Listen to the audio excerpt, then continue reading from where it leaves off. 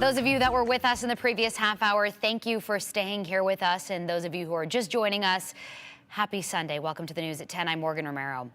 Determined, outgoing, and not afraid to stand up for what he believed in. That's how Jenny Corry describes her brother, Dane Partridge. Dane died last week fighting against the Russian invasion in Ukraine. He was just 34 years old. Partridge used to be in the Army. He joined after graduating high school in Idaho Falls. We're going to bring in our Abby Davis now, who talked to his family earlier this afternoon. Abby?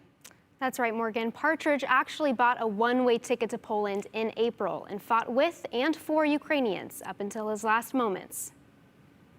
What do you want the world to remember about your brother?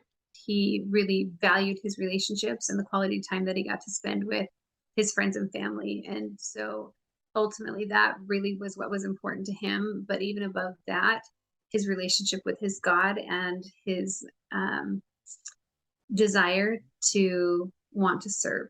As a member of the Church of Latter-day Saints, Corry says her brother, Dane Partridge, felt a spiritual calling, one that led him to Ukraine. He didn't have a plan aside from flying to Poland and figuring it out from there. And once in Poland, he went to the Ukrainian embassy and signed a contract with the International Legion. That was back in April. Corry says Partridge spent the following 6 months training, patrolling, and infantry fighting. But in early October, Partridge and his team were clearing trenches when they were ambushed. He ended up receiving several shrapnel pieces in his brain and a wound on his arm and some damage to his neck.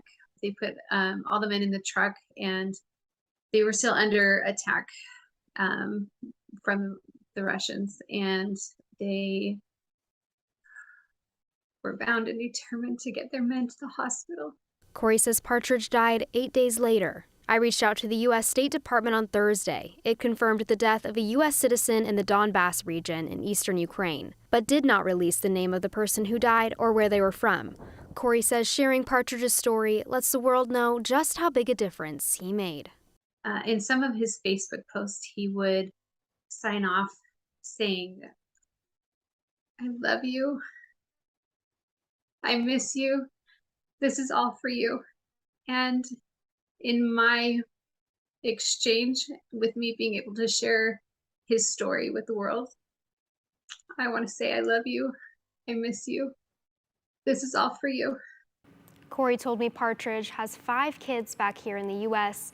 and that some family members were able to video call and say goodbye before he passed. Now Partridge's family also set up a fundraiser, and if you would like to donate, we'll have a link on our website, KTVB.com. Morgan. Abby, he did something so selfless. That's really a sad story. Thank you so much.